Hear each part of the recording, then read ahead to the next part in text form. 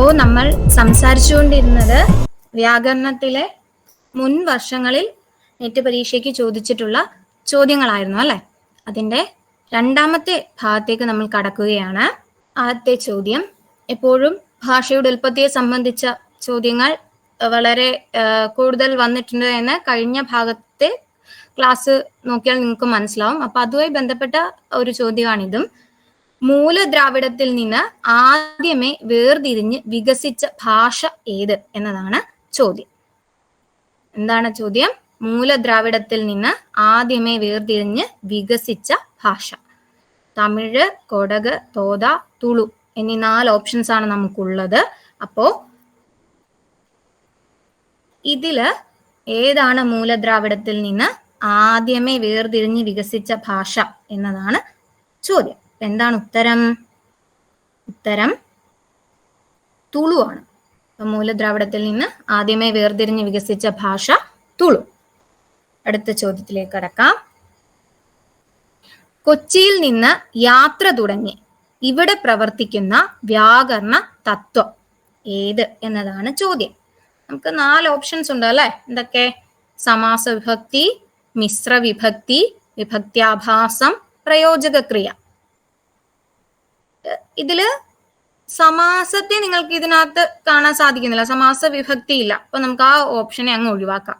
പിന്നെ താഴേക്ക് വന്നാൽ പ്രയോജക ക്രിയ, പ്രയോജക ക്രിയയ്ക്കും ഇവിടെ എന്തില്ല, സാധ്യതയില്ല. അപ്പം പിന്നെ നമുക്ക് നോക്കേണ്ടത് 2 കാര്യങ്ങളാണ്. എന്തൊക്കെ? മിശ്ര വിഭക്തി, വിഭക്ത്യാഭാസം. ഇത് രണ്ടും പ്രധാനപ്പെട്ട ടോപ്പിക്കാണ്. എന്താണ് മിശ്ര വിഭക്തി എന്നും എന്താണ് വിഭക്ത്യാഭാസം എന്നും ഒന്ന് ചർച്ച ചെയ്തതിന് ശേഷം നമുക്ക് ഉത്തരത്തിലേക്ക് വരാം. അപ്പം എന്താണ് വിഭക്ത്യാഭാസം? എന്താണ് വിഭക്ത്യാഭാസം എന്നതുകൊണ്ട് ഉദ്ദേശിക്കുന്നത്? വിലക്ഷണ വിഭക്തികൾക്കാണ് വിഭക്ത്യാഭാസം എന്ന് പറയുന്നത്. ആഭാസം എന്ന വാക്കിന് തോന്നൽ എന്നാണ് അർത്ഥം. വിഭക്തിയാണെന്ന് തോന്നുകയും എന്നാൽ വിഭക്തി അല്ലാതിരിക്കുകയും ചെയ്യുന്നതാണ് വിഭക്ത്യാഭാസം. വിഭക്തി എല്ലാവർക്കും അറിയാമായിരിക്കും അല്ലെ. ഇപ്പോ ഇതിൽ നോക്കൂ, വിഭക്തി ആണെന്ന് നമുക്ക് എന്ത് തോന്നും? തോന്നലുണ്ടാവും. പക്ഷെ അവ വിഭക്തി ആണോ? അല്ല. അത്തരത്തിലുള്ള വിലക്ഷണ വിഭക്തികൾക്കാണ് നമ്മൾ വിഭക്ത്യാഭാസം എന്ന് പറയുന്നത്. ഉദാഹരണം AR തന്നെ കൊടുത്തിട്ടുള്ള ഉദാഹരണമാണത്. കാറ്റത്ത്, മഴയത്ത്, ഇവയൊക്കെ. മനസ്സിലായെന്ന് വിശ്വസിക്കുന്നു. അത്ത് എന്നത് ഒരു വിഭക്തി പ്രത്യയം അല്ല അല്ലേ. പക്ഷെ കാറ്റത്ത്, മഴയത്ത് എന്നൊക്കെ നമുക്ക് കാണുമ്പോൾ എന്തായിട്ട് അനുഭവപ്പെടും? അത് വിഭക്തി ആണ് എന്ന് അനുഭവപ്പെടും. എന്നാൽ വിഭക്തി അല്ലതാണ്. അതാണ് വിഭക്ത്യാഭാസം. വിഭക്ത്യാഭാസം ഒരു പ്രധാനപ്പെട്ട കാര്യമാണ്, ഒന്ന് ഓർത്തു വെക്കണം. അടുത്തത് മിശ്ര വിഭക്തി. പേരിൽ പറഞ്ഞിരിക്കുന്നത് പോലെ തന്നെ ഒന്നിൽ കൂടുതൽ ഘടകങ്ങളുടെ കൂടിച്ചേരൽ എന്ന രീതിയിലാണ് അതിന് മിശ്ര വിഭക്തി എന്ന് പറയുന്നത്. അതായത് നാമത്തിന് വാക്യത്തിലെ ഇതര പദങ്ങളോടുള്ള എല്ലാ ബന്ധങ്ങളും കാണിക്കുവാൻ മലയാളത്തിലെ വിഭക്തി പ്രത്യയങ്ങൾക്ക് ശക്തിയില്ലാത്തതിനാൽ അവയോട് ഗതികൾ ചേർത്ത് അർത്ഥവിശേഷങ്ങൾ വരുത്തുന്നു. ഇങ്ങനെ ഗതിയും വിഭക്തിയും ചേർന്നുണ്ടാവുന്ന രൂപത്തിന് എന്ത് വിളിക്കുന്നു? മിശ്ര വിഭക്തി എന്ന് പറയുന്നു. അപ്പൊ എന്താണ് മിശ്ര വിഭക്തി? ഗതിയും വിഭക്തിയും ചേർന്നുണ്ടാകുന്ന രൂപത്തിന് മിശ്ര വിഭക്തി എന്ന് പറയുന്നു.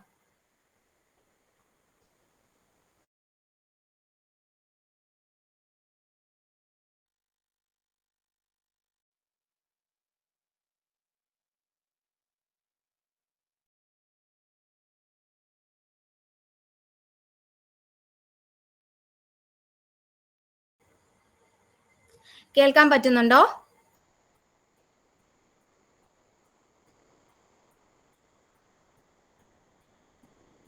കേൾക്കാൻ പറ്റുന്നുണ്ടോ?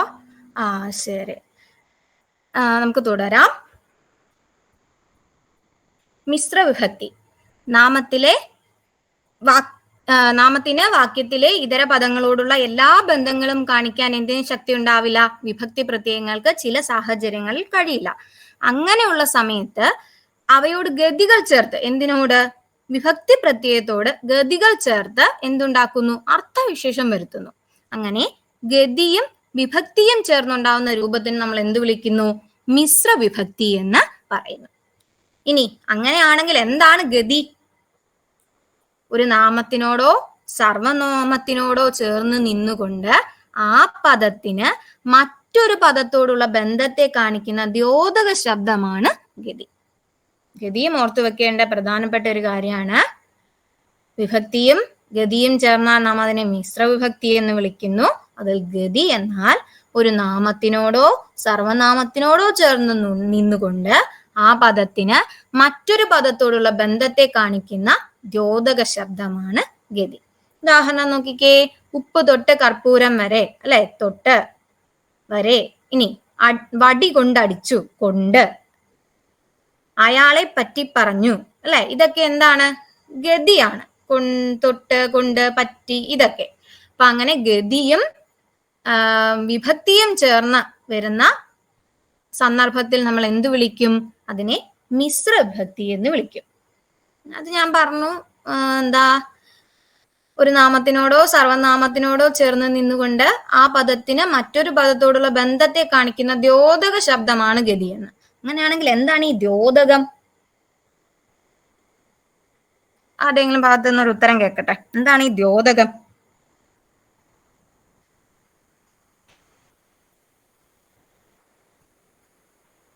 ശബ്ദത്തിന് രണ്ടായിട്ട് തിരിക്കും, അതിലൊന്നാണ് ദ്യോതകം. ഒന്ന് ദ്യോതകമാണെങ്കിൽ മറ്റേത് വാചകമായിരിക്കും. വാചകം. വാചകത്തിന്റെ പ്രത്യേകത എന്താ? വാച്യമായ അർത്ഥമുള്ളതിനെ നമ്മൾ എന്ത് വിളിക്കും?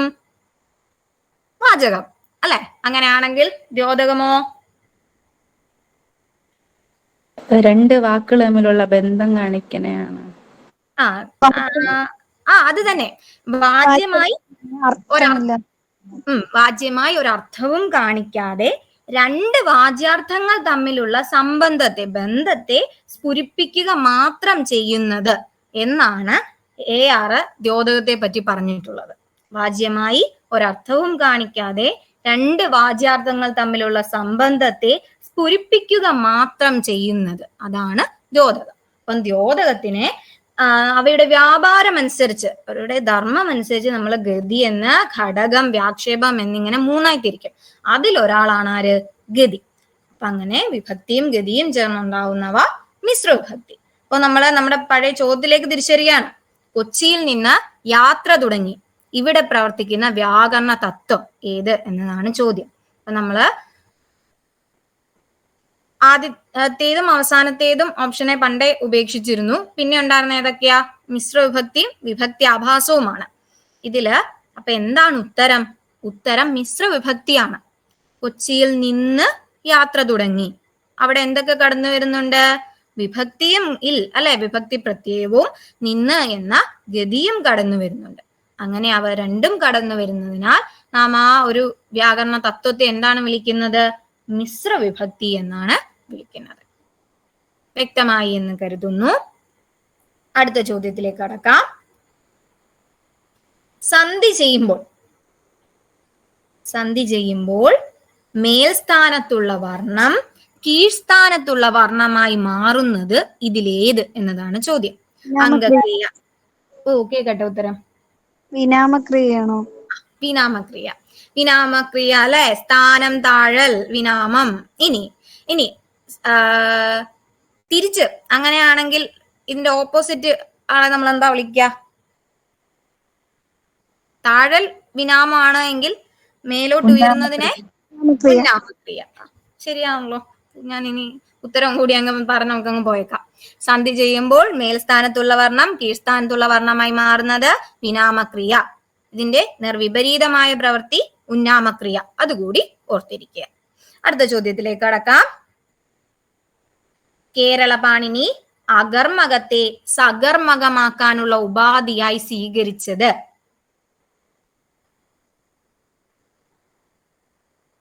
ഉത്തരം ഞാൻ തന്നെ കൊടുത്തിട്ടുണ്ട്. അത് ഖരാദേശ ദിത്വമാണ്. എന്തൊക്കെയാണ് ഓപ്ഷൻ ആയിട്ട് വന്നിരുന്നത്? സവർണനം, ഖരാദേശദിത്വം, മഹാപ്രാണീകരണം, ശ്രുതിഭേദം. ഇത് നാലുമാണ് ഉത്തരമായി കൊടുത്തിരുന്നത്. ഇത് നാലിനെ നമുക്കൊന്ന് പരിചയപ്പെട്ടേക്കാം അല്ലെ? അപ്പം കേരള പാണിനി അകർമ്മകത്തെ സകർമ്മകമാക്കാനുള്ള ഉപാധിയായി സ്വീകരിച്ചത് എന്താണ്? ഖരാദേശ ദിത്വം. ഖരം അറിയാലോ അല്ലെ? അപ്പം ഖരത്തിന് എന്ത് വരുന്നു? ആദേശം സംഭവിക്കുന്നു. എന്താണ് ഈ ആദേശം എന്ന വാക്കുകൊണ്ട് ഉദ്ദേശിക്കുന്നത്? സന്ധി ഓർത്താൽ കിട്ടും. ആദേശം എന്ന വാക്കുകൊണ്ട് ഉദ്ദേശിക്കുന്നത് എന്താ? മുൻപേ തന്നെ അവിടെ ഉണ്ടായിരുന്ന ഒന്നിനെ മാറ്റിക്കൊണ്ട് മറ്റൊന്ന് കടന്നു വരുന്നു അല്ലെ? അപ്പം ഖരത്തിന് അവിടെ എന്ത് സംഭവിക്കുന്നു? ഖരം എന്ത് ചെയ്യുന്നു? അവിടെ ആദേശം ചെയ്യപ്പെടുന്നു. എന്നിട്ട് അതിന് എന്ത് സംഭവിക്കുന്നു? ഇരട്ടിപ്പും സംഭവിക്കുന്നു. ദിത്തം ഇരട്ടിക്കുക. അപ്പം ഖരത്തിന് ആദേശം സംഭവിക്കുകയും അത് ഇരട്ടിക്കുകയും ചെയ്യുന്നു. അതാണ് ഖരാദേശ ദിത്വം എന്നതുകൊണ്ട് ഉദ്ദേശിക്കുന്നത്. കേരളപാണിനി അകർമ്മകത്തെ സകർമ്മകമാക്കാനുള്ള ഉപാധിയായി സ്വീകരിച്ചത് എന്താണ്? ഖരാദേശദിത്വം ആണ്. ആ മറ്റേ ഇതിനകത്തെ ഓപ്ഷൻസ് നമുക്ക് പ്രധാനപ്പെട്ട ഒരു കാര്യമാണ്. അതുകൊണ്ട് നമുക്ക് അവയെ ഒന്ന് പരിചയപ്പെട്ടിട്ട് മുന്നോട്ട് പോകാം. ഒന്നാമത്തെ ആള് സവർണനം. നമ്മൾ കഴിഞ്ഞ ഭാഗത്തും സവർണനത്തെ പറ്റി പറഞ്ഞിരുന്നു എന്ന് തോന്നുന്നു അല്ലെ? എന്താണ് സവർണനം? ഭിന്നജാതിയിൽ നിന്ന് വ്യഞ്ജനങ്ങൾ ഉച്ചാരണ ലാഘവത്തിന് വേണ്ടി ഒരേ ജാതിയിലേക്ക് മാറുന്ന പ്രവണതയാണ് സവർണനം. ഭിന്നജാതിയിൽ നിന്ന് വ്യത്യസ്തമായ വിഭാഗത്തിൽപ്പെട്ട വ്യഞ്ജനങ്ങൾ ഉച്ചാരണ ലാഘവത്തിന് വേണ്ടി ഒരേ ജാതിയിലേക്ക് മാറുന്ന പ്രവണതയാണ് സവർണനം. ഇനി മഹാപ്രാണീകരണമോ?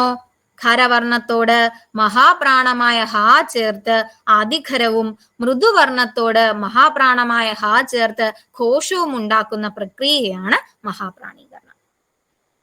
ഉദാഹരണം ക പ്ലസ് ഹായാണ് ഖ എന്ന നയമാണ് അവിടെ സ്വീകരിച്ചിരിക്കുന്നത്.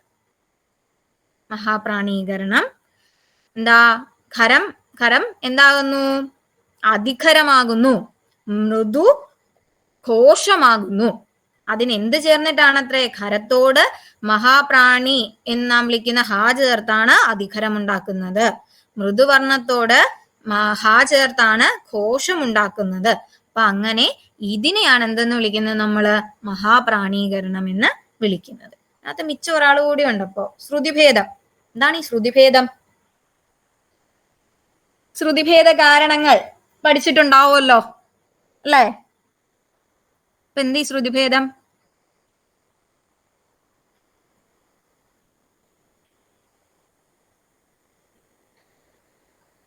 പറയുന്നതിന് ആ മാറ്റം വരാനുള്ള കാരണം എന്താ? വ്യത്യസ്ത സ്വരങ്ങൾ, അക്ഷരങ്ങൾക്ക് വ്യത്യസ്ത സ്വരങ്ങൾ അനുഭവപ്പെടുന്നത് എന്തുകൊണ്ട് എന്ന്, അവയ്ക്കിടെ ശ്രുതിക്ക് എന്തുകൊണ്ടാണ് ഭേദം വരുന്നത് എന്നതാണ് അവിടെ ശ്രുതിഭേദം എന്നതുകൊണ്ട് ഉദ്ദേശിക്കുന്നത്. ഇവിടെ നമ്മുടെ ഈ ചോദ്യത്തിൽ ശ്രുതിഭേദത്തിന് യാതൊരു ബന്ധവും ഇല്ല.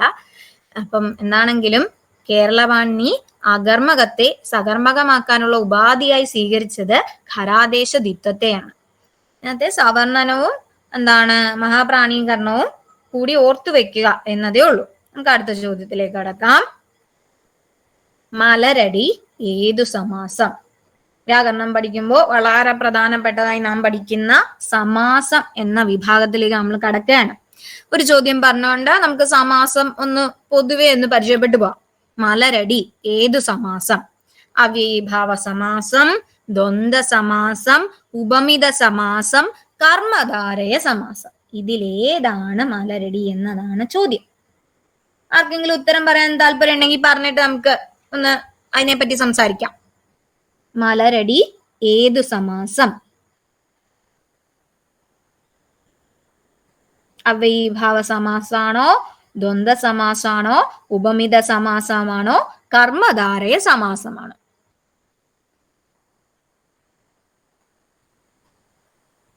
എങ്കിൽ പിന്നെ നമുക്ക് സമാസം ഒന്ന് പരിചയപ്പെട്ടിട്ട് ഉത്തരത്തിലേക്ക് വരാം.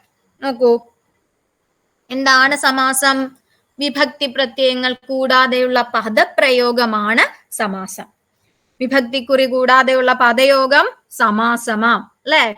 ഇപ്പോ വിഭക്തി പ്രത്യയങ്ങൾ കൂടാതെയുള്ള പദപ്രയോഗമാണ് സമാസം. പൂർവോത്തര പദങ്ങളുടെ പ്രാധാന്യം അനുസരിച്ച് സമാസത്തെ 4ആയി തരംതിരിച്ചിരിക്കുന്നു അല്ലെ? സമാസം 2 പദങ്ങളുടെ കൂടിച്ചേരലാണ് അവിടെ. അപ്പം ആദ്യ ഭാഗത്തെ പൂർവ പദത്തിന്റെയോ ഉത്തരപദത്തിന്റെയും പ്രാധാന്യം അനുസരിച്ച് സമാസത്തെ നമ്മൾ എത്രയായി തിരിക്കുന്നു? നാലായി തിരിക്കുന്നു. എന്തൊക്കെ? തൽപുരുഷൻ, ബഹുവ്രീഹി, ദ്വന്ദ്വൻ, കർമ്മധാരയൻ. ഇനി ഇത് കൂടാതെ സംസ്കൃത ഭാഷയിൽ നിന്നും മലയാളത്തിലേക്ക് കടന്നു വന്ന 2 സമാസങ്ങൾ കൂടിയുണ്ട്. ഏതൊക്കെ? അവ്യയീഭാവൻ, ദിഗുസമാസം. ഇതിനെല്ലാത്തിനും നമുക്കൊന്ന് ചെറുതായി പരിചയപ്പെട്ടു പോകാം വളരെ വേഗത്തിൽ.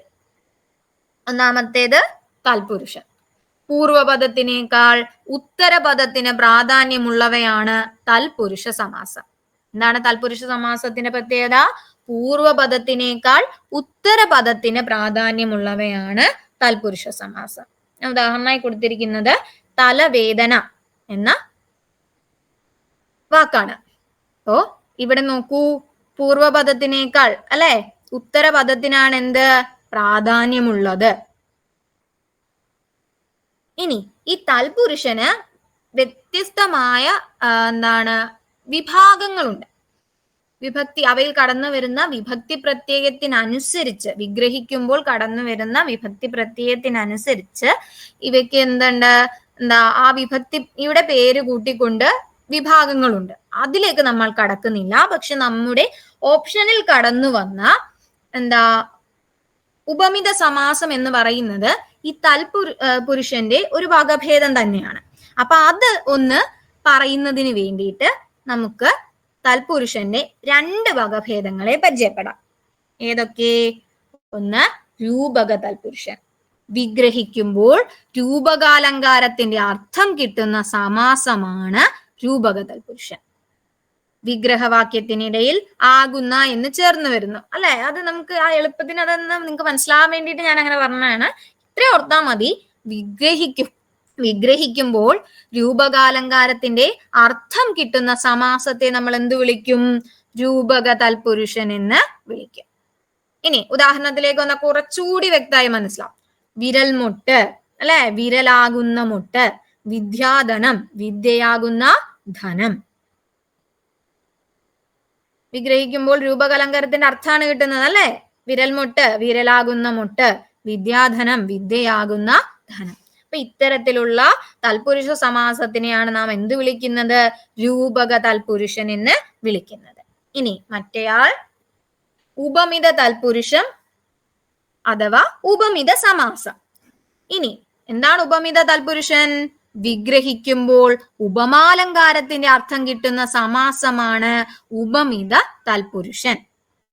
വിഗ്രഹവാക്യത്തിനിടയിൽ പോലുള്ള, പോലെ എന്ന പദമൊക്കെ കടന്നു വരുന്നത് ഉപമിത തൽപുരുഷനാണ്. ഉദാഹരണം നോക്കിക്കേ. പൂമേനി, പൂവ് പോലെയുള്ള മേനി അല്ലെങ്കിൽ പൂ പോലുള്ള മേനി. തേൻമൊഴി, തേൻ പോലുള്ള മൊഴി, തേൻ പോലെയുള്ള മൊഴി അല്ലെ. അപ്പോ ഉപമിത തൽപുരുഷൻ വിഗ്രഹിക്കുമ്പോൾ ഉപമാലങ്കാരത്തിന്റെ അർത്ഥം കിട്ടുന്ന സമാസമാണ് പൂമേനി, പൂവ് പോലെയുള്ള മേനി, പൂ പോലെയുള്ള മേനി. തേൻമൊഴി, പൂ പോലുള്ള തേൻമൊഴി, തേൻ പോലുള്ള മൊഴി. ഉപമിത തൽപുരുഷനെയും മനസ്സിലായി എന്ന് കരുതുന്നു. ഇനി തൽപുരുഷൻ കഴിഞ്ഞു. തൽപുരുഷൻ കഴിഞ്ഞ് അടുത്തതായി നമ്മൾ പറയാൻ പോകുന്നത് മധ്യമ തൽപുരുഷൻ കഴിഞ്ഞില്ലല്ലോ. തൽപുരുഷന്റെ 3ാമത്തെ വിഭാഗമാണ് മധ്യമ പദലോപി തൽപുരുഷൻ. എന്താണ് മധ്യമ പദലോപി തൽപുരുഷൻ? വിഗ്രഹിക്കുമ്പോൾ അർത്ഥം കൊണ്ട് ലഭിക്കുന്ന മധ്യമ പദം ലോപിക്കുന്ന സമാസമാണിത്. എന്താണ്? വിഗ്രഹിക്കുന്ന സമയത്ത്, വിഗ്രഹിച്ചെഴുതുന്ന സമയത്ത് അർത്ഥം ലഭിക്കുന്ന മധ്യമ പദം എന്ത് ചെയ്യപ്പെടുന്നു? ലോപിച്ചു പോകുന്നു.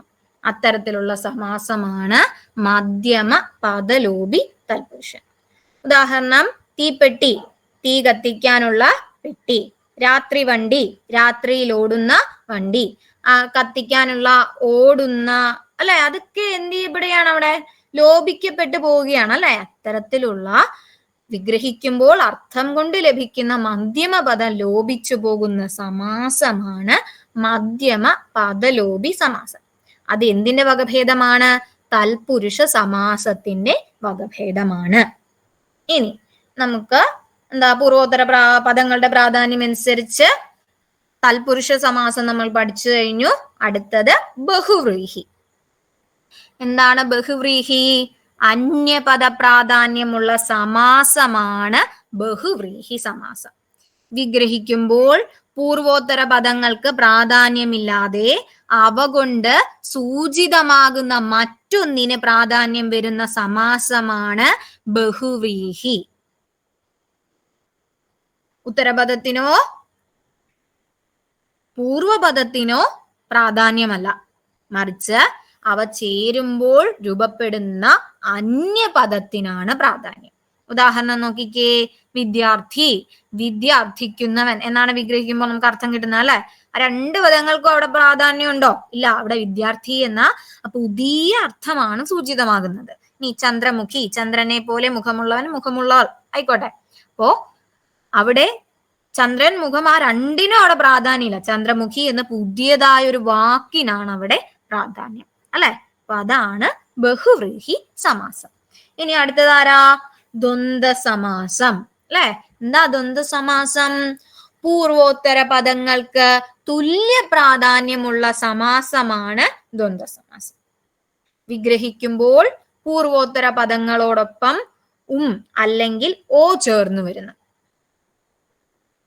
ഉദാഹരണം നോക്കൂ, രാപ്പകൽ അല്ലെ, രാവും പകലും കടന്നു വന്നു. ഇനി അഞ്ചാറ്, അഞ്ചോ ആറോ. മാതാപിതാക്കൾ, മാതാവും പിതാവും അല്ലെ. അങ്ങനെ പൂർവോത്തര പദങ്ങൾക്ക് തുല്യ പ്രാധാന്യമുള്ള സമാസമാണ് ദ്വന്ദ്വ സമാസം. കൈകാലുകൾ, കൈയും കാലും. കൈക്കാണോ പ്രാധാന്യം, കാലിനാണോ പ്രാധാന്യം എന്ന് ചോദിക്കാൻ പറ്റുമോ? ഇല്ല. അപ്പൊ അതുപോലെ പൂർവോത്തര പദങ്ങൾക്ക് തുല്യ പ്രാധാന്യമുള്ള സമാസമാണ് ദ്വന്ദ്വ സമാസം. അപ്പോ വിഗ്രഹിക്കുമ്പോൾ നോക്കുക, പൂർവോത്തര പദങ്ങളോടൊപ്പം ഉമ്മോ അല്ലെങ്കിൽ ഓയോ വന്നിട്ടുണ്ടെങ്കിൽ അതെന്ത് സമാസാണ്? ദ്വന്ദ്വ സമാസാണ്. വ്യക്തമായി എന്ന് കരുതുന്നു. ഇനി അടുത്തത് കർമ്മധാരയൻ. പൂർവപദം വിശേഷണമായി വരുന്ന സമാസമാണ് കർമ്മധാരയ സമാസം. എന്താണ് ഈ സമാസത്തിന്റെ പ്രത്യേകത? പൂർവപദം എന്തായിരിക്കും? ഒരു വിശേഷണമായിരിക്കും. ഉദാഹരണത്തിലേക്ക് വരുമ്പോൾ കൂടുതൽ അത് വ്യക്തമാകും. എന്താണ്? ലളിതഗാനം, ലളിതമായ ഗാനം അല്ലെ. പൂർവപദം അവിടെ എന്താണ്? ഗാനം എന്ന പദത്തിനുള്ള വിശേഷണമാണ് അല്ലെ. ഇനി വെണ്ണിലാവ്, വെളുത്ത നിലാവ്, നിലാവിനുള്ള വിശേഷണമാണ് വെളുത്ത എന്ന നിറം അല്ലെ. അപ്പൊ അങ്ങനെ പൂർവപദം വിശേഷണമായി വരുന്ന സമാസമാണ് കർമ്മധാരയ സമാസം. ഏകദേശം സമാസങ്ങളെല്ലാം നാം പരിചയപ്പെട്ടു കഴിഞ്ഞു. അങ്ങനെയാണെങ്കിൽ ചോദ്യത്തിലേക്ക് തിരിച്ചു വന്നാലോ? മലരടി ഏതു സമാസം? ഓപ്ഷൻസ് ഒന്ന് ഞാൻ വായിക്കാം. അവ്യയീഭാവ സമാസം, ദ്വന്ദ്വ സമാസം, ഉപമിത സമാസം, കർമ്മധാരയ സമാസം. മലരടി അങ്ങനെയാണെങ്കിൽ ഏതു സമാസത്തിൽ വരും? ആദ്യം ആ പദത്തിന്റെ അർത്ഥം ഒന്ന് ആലോചിച്ച് നോക്കൂ. മലരടി ഉപമിത സമാസമാണ് മിസ്സേ. ഉപമിത സമാസാണ്. പറഞ്ഞ സ്ഥിതിക്ക് കാരണവും കൂടി പറഞ്ഞേക്കൂ. എങ്ങനെയാണ് മലരടി ഉപമിത സമാസാണ് എന്ന് തോന്നിയത്? മലരടി, മലരെന്താ? മലർ, പൂ അല്ലെ. പൂ, മലരടി എന്നതുകൊണ്ട് പൂ പോലെയുള്ള പാദം എന്ന അർത്ഥത്തിലാണ് സൂചിപ്പിക്കപ്പെട്ടിരിക്കുന്നത് അവിടെ. അപ്പം പൂ പോലുള്ള, ഞാൻ പറഞ്ഞു കഴിഞ്ഞു, പോലുള്ള അല്ലെ, പോലെയുള്ള വന്നു കഴിഞ്ഞാൽ എന്താണ്? അത് ഉപമിത സമാസാണ്. വിഗ്രഹിക്കുമ്പോൾ നമുക്ക് എന്ത് ലഭിക്കുന്നു? ഉപമ അല്ലെ. ഉപമയോട് തുല്യമായ അർത്ഥം ലഭിക്കുകയാണ് അവിടെ ചെയ്യുന്നത് അല്ലെ. ഉപമാലങ്കാരത്തിന്റെ അർത്ഥം ലഭിക്കുന്നു. അങ്ങനെയാണ് മലരടി ഏത് വിഭാഗത്തിൽ വരുന്നത്? ഉപമിത സമാസത്തിൽ വരുന്നത്. മനസ്സിലായോ? തുടരാം നമുക്ക്. ഒരുത്തനെ തന്നെ നനച്ചിരുന്നാൽ ഇതിൽ ഒരുത്തൻ എന്നത് ഏത് വിഭാഗത്തിൽ പെടുന്നു എന്നതാണ് ചോദ്യം. ഒരുത്തൻ കേൾക്കുമ്പോൾ തന്നെ നമുക്ക് എന്ത് മനസ്സിലാവും? ഒരു സർവനാമമാണല്ലേ. അങ്ങനെയാണെങ്കിൽ എന്താണ് സർവനാമം? എന്താണ് സർവനാമം? നമുക്ക് ഇടയ്ക്കിടയ്ക്ക് ഓർത്തോർത്തു പോവാം. എന്താണ് സർവനാമം? നാമത്തിന് പകരം ഉപയോഗിക്കുന്ന നാമത്തിന് പകരമായി ഉപയോഗിക്കുന്നവ അല്ലെ. ഞാൻ, നമ്മൾ. ഇതിന് നാം സർവനാമത്തിന്റെ മറ്റൊരു വിഭജനം കഴിഞ്ഞ ക്ലാസ്സിൽ നമ്മൾ പരിചയപ്പെട്ടിരുന്നു അല്ലെ. ഇത് സർവനാമത്തിന്റെ വേറൊരു തരത്തിലുള്ള വിഭജനമാണ്. ഓപ്ഷൻസ് എന്തൊക്കെയാണ്? വിവേചക സർവനാമം, വ്യാപേക്ഷക സർവനാമം, സ്വവാചി സർവനാമം, അനിശ്ചിത സർവനാമം. വ്യാപേക്ഷക എന്നാണല്ലോ എഴുതിയത്. വ്യാക്ഷേപകയാണ് കേട്ടോ, അതൊന്ന് തിരുത്തിയേക്കണേ.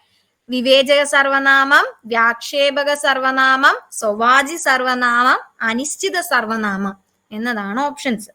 ഇനി ഇതെന്താണ് നമുക്കൊന്ന് പരിചയപ്പെട്ടേലോ, എന്നിട്ട് ഉത്തരത്തിലേക്ക് വരാം. കേരള പാണിനിയത്തിൽ വിവേചക സർവനാമം, വ്യാക്ഷേപക സർവനാമം, ചോദ്യ സർവനാമം എന്നിങ്ങനെ സർവനാമങ്ങൾ, വിവിധ തരത്തിലുള്ള സർവനാമങ്ങളെ അദ്ദേഹം നമുക്ക് മുന്നിൽ അവതരിപ്പിക്കുന്നുണ്ട്. അപ്പൊ വിവേചക സർവനാമമായി അദ്ദേഹം പറയുന്നത് ആ, ഈ, ഉ, പിന്നെ ഒരു. ഈ ആ, ഈ, ഉ എന്താണ്? ചുട്ടെഴുത്തുകൾ. ചുട്ടെഴുത്തുകൾ. അങ്ങനെയാണെങ്കിൽ വിവേചക സർവനാമം, ചുട്ടെഴുത്തുകളും പിന്നെ ഒരു. ഇനി അടുത്ത നോക്കൂ, വ്യാക്ഷേപക സർവനാമം ഏ, യാ എന്നിവയൊക്കെ വരുന്നത്. അതായത് യാതൊരാൾ, യാതൊരുവൾ, ഏവൻ, ഏവൾ എന്നൊക്കെ നമ്മൾ പറയല്ലേ, അതെന്താണ്? വ്യാക്ഷേപക സർവനാമമാണ്. ഇനി ചോദ്യ സർവനാമം, ചോദ്യത്തിനോട് ചോദ്യം ചോദിക്കാൻ ഉപയോഗിക്കുന്നത് എന്നൊക്കെ നമുക്ക് പറഞ്ഞേക്കാം. ഏ, ആര്. ഏതാത്? ഏവൻ, ഏവൾ അല്ലെ. എന്ത്, ഏത് എന്നൊക്കെ വരുന്നത് ചോദ്യ സർവനാമമാണ്. ഇനി നാനാ സർവനാമോ? ചില, പല. സർവവാചി എല്ലാം. സ്വവാചി തൻ. അംശവാചി മിക്ക. മറ്റ് അന്യാർത്ഥകം. വല്ല, അനാസ്ഥാവാചി. ഒന്നുകൂടി പറയാം. വിവേചക സർവനാമം ആ, ഈ, ഉ അതായത് ചുട്ടെഴുത്തുകൾ, പിന്നെ ഒരു. വ്യാക്ഷേപക സർവനാമം ഏ, യ, യാതൊരുവൾ, ഏവൻ എന്നൊക്കെ വരുന്നത് എന്നർത്ഥം. ചോദ്യ സർവനാമം ഏ, ആര്, ഏവൻ, ഏവൾ, എന്ത്, ഏത്, ആര് എന്നൊക്കെ വരുന്നതൊക്കെ ചോദ്യ സർവനാമം. നാനാ സർവനാമം ചില, പല. സർവവാചി എല്ലാം. സ്വവാചി തൻ. അംശവാചി മിക്ക. മറ്റ് അന്യാർത്ഥകം. വല്ല, അനാസ്ഥാവാചി. സർവനാമത്തിന്റെ വിഭാഗങ്ങളെ പരിചയപ്പെട്ടുവല്ലോ. ഇനി നമുക്ക് തിരിച്ചു ചോദ്യത്തിലേക്ക് വരാം. നോക്കൂ, ഒരുത്തനെ നിനച്ചിരുന്നാൽ, ഇതിൽ ഒരുത്തൻ എന്നത് ഏത് വിഭാഗത്തിൽ പെടുന്നു? ആർക്കെങ്കിലും ഉത്തരം പറയാവോ?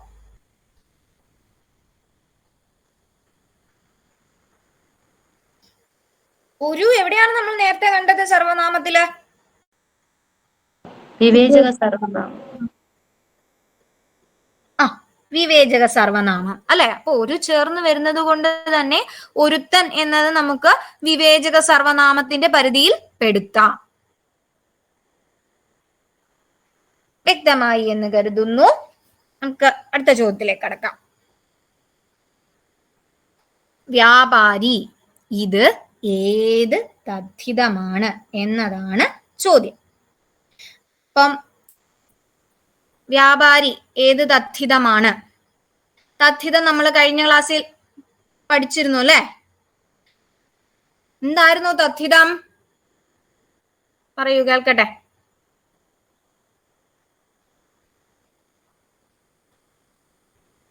തദ്ധിതം വളരെ വിശദമായിട്ട് നമ്മൾ തദ്ധിതം എന്താന്നൊക്കെ പറഞ്ഞല്ലായിരുന്നോ? എന്താണ് തദ്ധിതം?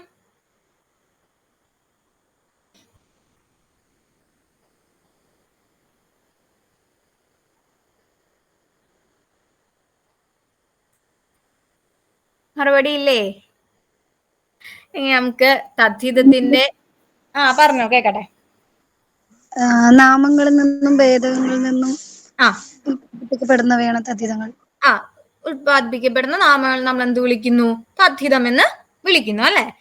ഇനി തദ്ധിതത്തിന് എന്തുണ്ട്? വകഭേദങ്ങളുണ്ട് അല്ലെ. കഴിഞ്ഞ പ്രാവശ്യം നമ്മള് തത്വതദ്ധിതം മാത്രമേ പരിചയപ്പെട്ടിരുന്നുള്ളൂ. ഇപ്രാവശ്യം നമുക്ക് ബാക്കിയുള്ള തദ്ധിതത്തിൽ നിന്ന് ആവർത്തിച്ച ചോദ്യങ്ങൾ വരുന്നത് കൊണ്ട് നമുക്ക് ബാക്കി വിഭാഗത്തെ കൂടി ജസ്റ്റ് ഒന്ന് പരിചയപ്പെട്ടു പോവാം. ആദ്യത്തെ ആള് തന്മാത്രാ തദ്ധിതം. എന്താണ് തന്മാത്രാ തദ്ധിതം? തന്മാത്രം എന്നാൽ അതുമാത്രം എന്നാണ് അർത്ഥം. ഒരു വസ്തുവിന്റെ ഒരു ധർമ്മത്തെ വേർതിരിച്ചു കാണിക്കുന്ന വിധം ഉണ്ടാകുന്ന നാമമാണ് തന്മാത്രാ തദ്ധിതം. ശുദ്ധഭേദകത്തോട് മാ ചേർത്തും വിശേഷണ വിഭാഗത്തോട് ത്വം, തം, തരം, തനം എന്നിവ ചേർത്തും തന്മാത്രാ തദ്ധിതം ഉണ്ടാക്കാം. പുതു എന്നതിൽ നിന്ന് പുതുമ ഉണ്ടാകുന്നത് പോലെ, മണ്ഡൻ എന്നതിൽ നിന്ന് മണ്ടത്തരം ഉണ്ടാകുന്നത് പോലെ. മനസ്സിലായല്ലോ? തന്മാത്രം എന്നാൽ അത് മാത്രം എന്നാണ് അർത്ഥം.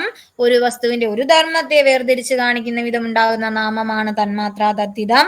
ശുദ്ധഭേദകത്തോട് മാ ചേർത്തും വിശേഷണ വിഭാഗത്തോട് ത്വം, തം, തരം, തനം എന്നിവ ചേർത്തും എന്തുണ്ടാക്കുന്നുണ്ട്? തന്മാത്രാ തദ്ധിതം ഉണ്ടാക്കാം. പുതു എന്നതിൽ നിന്ന് പുതുമ ഉണ്ടാകുന്നത്, മണ്ടൻ എന്നതിൽ നിന്ന് മണ്ടത്തരം ഉണ്ടാകുന്നത്. വ്യക്തമായി എന്ന് കരുതുന്നു. ഇനി അടുത്തത് തത്വതദ്ധിതം. ഇത് നമ്മൾ കഴിഞ്ഞ ക്ലാസ്സിൽ പറഞ്ഞാണ്, എങ്കിലും ഒന്നുകൂടെ ഓർമ്മിപ്പിച്ചേക്കാം. അതുള്ളത്, അതിലുള്ളത്, അവിടെ ഉണ്ടായത്, അവിടെ നിന്ന് വരുന്നത് എന്നീ അർത്ഥത്തിൽ ഉണ്ടാകുന്ന നാമമാണ് എന്ത്? തത്വതദ്ധിതം. മിടുക്ക് എന്ന വാക്കിൽ നിന്ന് മിടുക്കൻ, മിടുക്കി എന്നിവയൊക്കെ ഉണ്ടാകുന്നു അല്ലെ? അത് തത്വതദ്ധിതമാണ്. ഇത് പറഞ്ഞപ്പോഴാണ് ഒരു കാര്യം ഓർത്തെ. കഴിഞ്ഞ ക്ലാസ്സിൽ നമ്മൾ ജീവൻ അല്ലെ, ഇതിൽ തത്വതദ്ധിതമല്ലാത്തത് ഏത് എന്ന് ചോദിച്ച സമയത്ത് ജീവൻ എന്ന പദം വന്നപ്പോ ഞാനും ഒന്ന് സംശയിച്ചിരുന്നു, ജീവനുള്ളത് എന്താണ് എന്നല്ലേ? ജീവനുള്ളത് ജീവനല്ലേ എന്ന്. ഞാൻ തന്നെ അങ്ങ് പറഞ്ഞു, അല്ല, ജീവനുള്ളത് ജീവൻ അല്ല, അതിനുള്ള ഒരു അതിന്റെ ഒരു സ്വഭാവമെന്നോ അതിന്റെ ഗുണമെന്നോ ഒക്കെ പറയാവുന്ന കഴിവ് എന്നൊക്കെ പറയാവുന്നതാണ് ജീവൻ എന്ന്. അങ്ങനെയാണെങ്കിൽ ജീവനുള്ളത് എന്നർത്ഥത്തിൽ വരുന്ന തദ്ധിതം ഏതായിരിക്കും?